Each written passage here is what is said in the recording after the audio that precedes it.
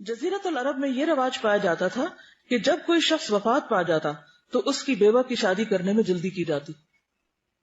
ہمارے ہاں تو اب یہ بھی ختم ہو گیا ہے کہ کسی خاندان میں کوئی کنواری نوجوان لڑکی ہے تو اس کی بھی کوئی فکر کرے. ایک وقت تک یہ بہت زیادہ، یعنی کہ فیملیز کے اندر یہ چیز بہت زیادہ تھی کہ اگر کوئی بچی جوان ہے تو سارا خاندان اس کی فکر کرتا تھا. یعنی والدین تو کرتے ہی تھے، پھوپھی، خالہ اور دور پار کے بھی رشتے دار، ہر ایک کو فکر ہوتی تھی.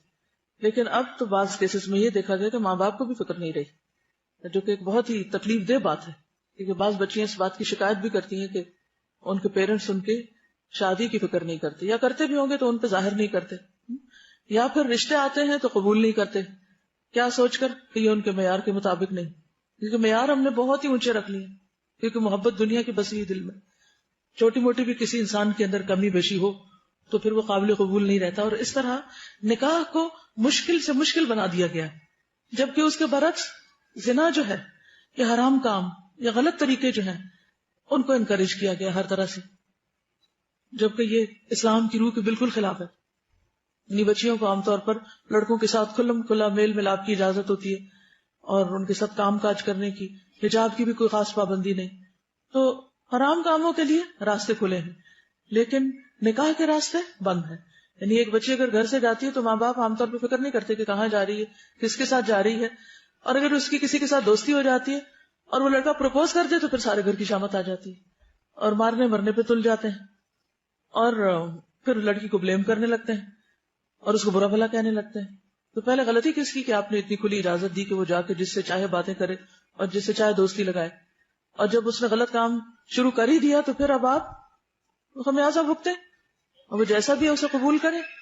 لیکن حرام میں پڑنے سے تو اولاد کو بچائیں، کیونکہ اولاد جب شادی کی عمر کو پہنچ جاتی ہے اور والدین کے پاس کوئی رشتہ آتا ہے جس کے اندر کوئی خاص ایسا عیب نہیں دینی اعتبار سے، اخلاقی اعتبار سے، اور وہ اس کا نکاح نہیں کرتے، تو بچے اگر غلط کام میں ملوث ہو جاتے ہیں تو ماں باپ ذمہ دار ہوں گے.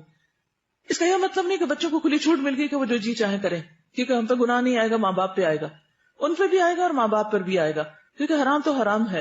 ایسی تعویلوں سے حرام کو حلال نہیں کیا جا سکتا. لیکن دیکھنا یہ چاہیے کہ ہم اپنی سوسائٹی اور کلچر کے ان طور طریقوں کو کس طرح درست کریں. اور اس کی ایک بڑی وجہ ہے کہ چھوٹی چھوٹی باتوں پہ بعض اوقات خاندان والے ایک دوسرے سے ناراض ہو بیٹھتے ہیں.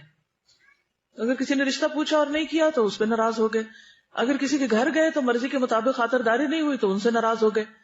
تو آپ دیکھیے کہ جب رشتہ داریاں ہی کاٹ لی جائیں تو پھر کون آپ کی کیئر کرے گا؟ تو اس کے نتیجے میں کیا ہوا کہ لوگ لمبے چوڑے خاندانوں کے باوجود بھی آئسولیٹڈ ہیں اور اکیلے ہیں، اور کوئی ایک دوسرے کو پوچھنے والا نہیں رہا. پھر کہتے ہیں کہ خون سفید ہو گیا.